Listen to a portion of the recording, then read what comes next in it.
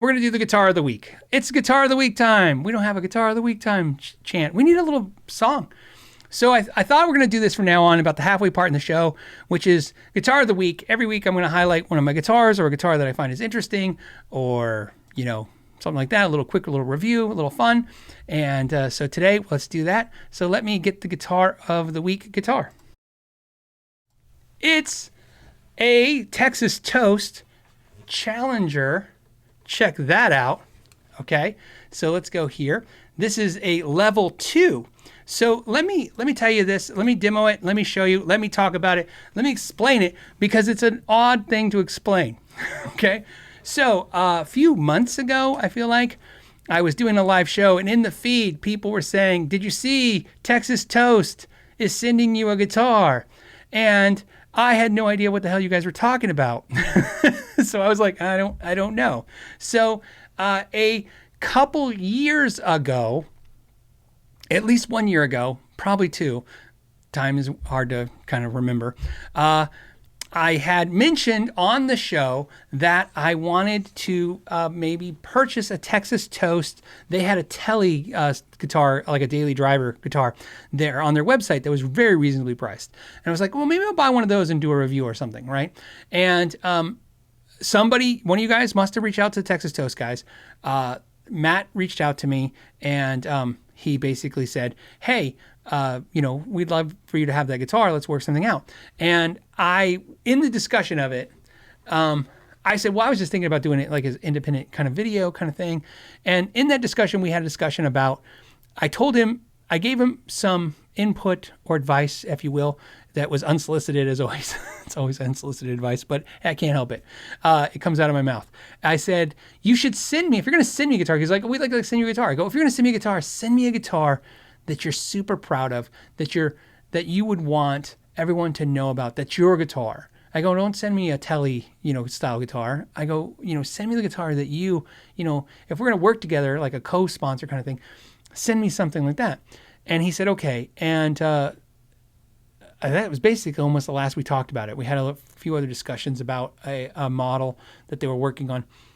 And then, of course, you guys said, hey, they sent you a guitar. And then in the mail, guess what showed up? This beautiful Texas Toast Challenger Level 2 with a mahogany body with these beautiful tortoiseshell plates on the back that are level into the body. So you have 2 of them right here.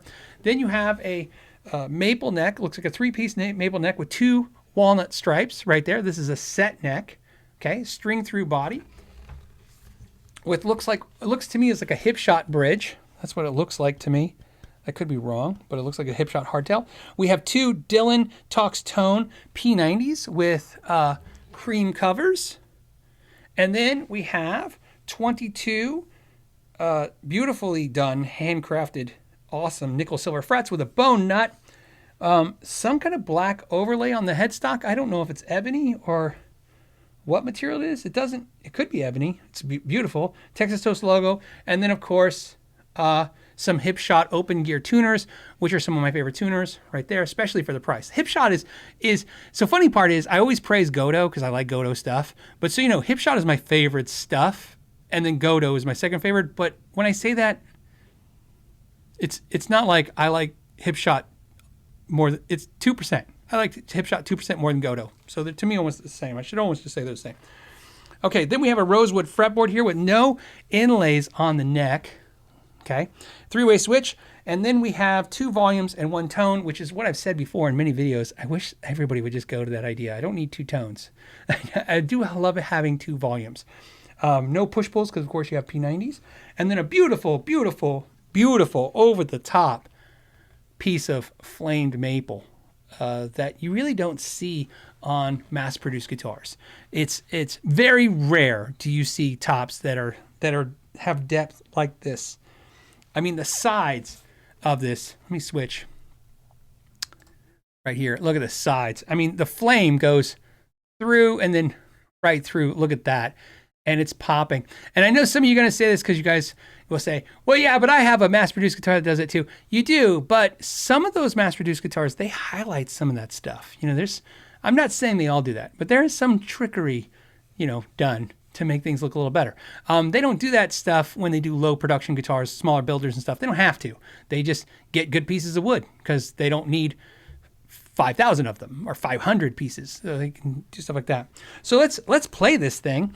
I have it plugged in to my Fender 65 Deluxe Reverb head. As you guys saw that video, I've converted my combo to a head. That's running into a 112 cream back, and then that's mic'd up. And we'll go ahead and play it. Now I will use some overdrive. I have an OD11 pedal, and then might need to tune this up. So let me tune it first while I talk. In fact, I should have tuned and talked. Okay, so just for the record, A's in tune, D's in tune, G's in tune, B's in tune. Oh, so it's just a low E. So I probably knocked the low E a little out of tune when I was trying to show it off to you guys. Okay, so let me go ahead and play some stuff for you.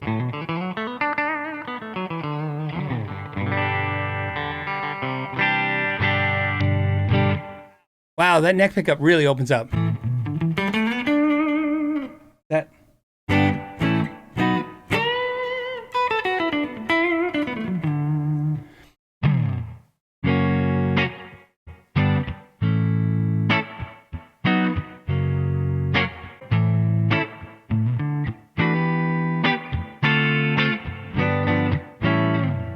Okay, let's do the overdrive. I'll go back to clean in a second too. Overdrive, this is the overdrive pedal.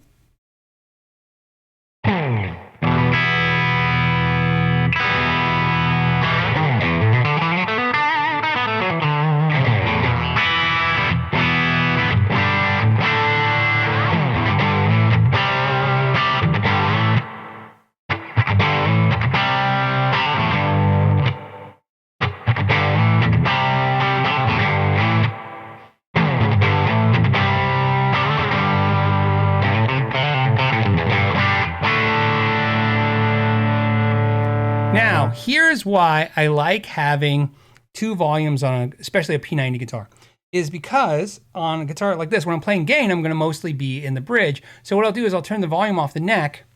So when I go to the bridge, and I'm getting a little, that 60 cycle hum, that's my kill switch for it. So it just makes things easy. Let's do the neck.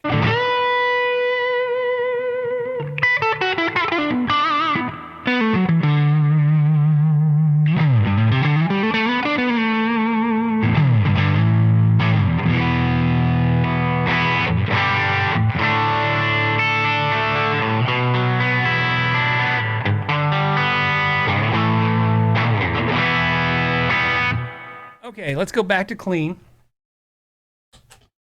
And I want to show the middle position. So here is the neck pickup again.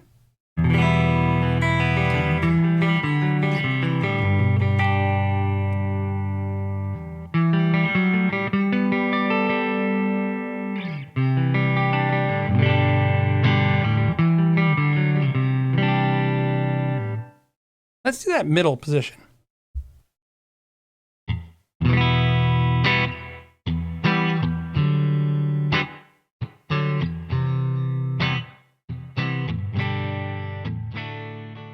So a couple questions I see is what kind of fretboard radius is? I don't know. Let's see if it says on their website. It feels like 12 to me.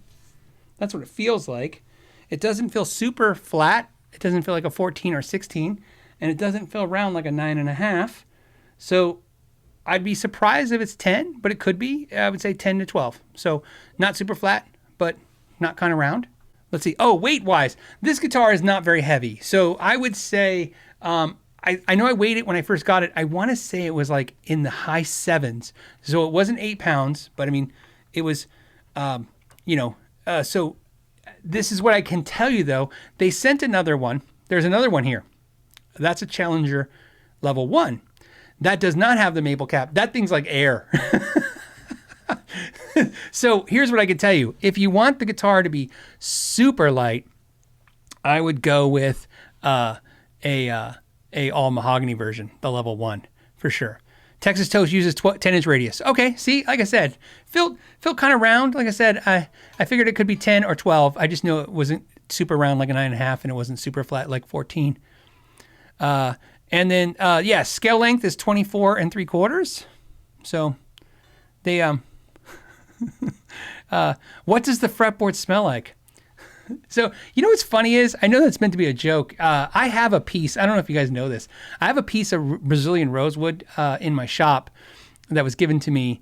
And and what's nice about it is, one of the things you can do when somebody comes over, it's like my favorite thing to show people, is that if you take a piece of Brazilian rosewood and you scratch it with your finger, I'm not making this up, and you smell it, it smells like roses. So Brazilian rosewood smells like roses. So there you go. So yeah, it's really cool guitar. The neck is not chunky at all. Definitely would put it in the Fender scale length for sure. Scale length. Fender C shape of kind of feel. Something to note though is the fret ends are amazing. There's no, I know I don't have the sock on or anything, but there's no issues at all. They're definitely like they're beautifully polished in every way. The fretboard edge, though, is not rounded over. That is sometimes a choice. Some people don't like the fretboards rounded because they find that their high-E, low-E falls off the side. So this one is not rounded at all. It could be for that reason. It doesn't cut into my hand. They did a really good job with that. So it's a beautiful guitar. I'm really, really thankful that they sent it. Very cool. And like I said, there's another one here. So maybe we'll figure out what that's about, and we'll see what we're going to do with that one. But I wanted this to be Guitar of the Week because I thought it'd be fun. And then Susan says, fret dots on the side. Fret dots are on the side. So there is fret dots on the side, just not on the front.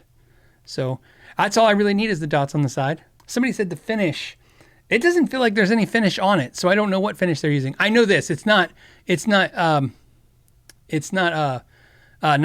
They don't use nitro. They use polyurethane or urethane is my guess, because they prefer it, and there's a ton of good reasons why they prefer it. But in this guitar, I don't know if there is any finish on there, and if it is, it's satin finish, and it feels natural. That's the important part, is this. It feels natural. So if they do have a satin finish on it, it's not noticeable, because like I said, it feels like I'm holding a piece of beautiful wood and not, any kind of, Skittles coating on it or anything like that. There you go. That's your Guitar of the Week. I need a song. Like, Guitar of the Week. Something like that, and I won't go flat. Guitar of the Week. I don't know. Something, right? Is that how they do it? So, I don't know. Need Guitar of the Week.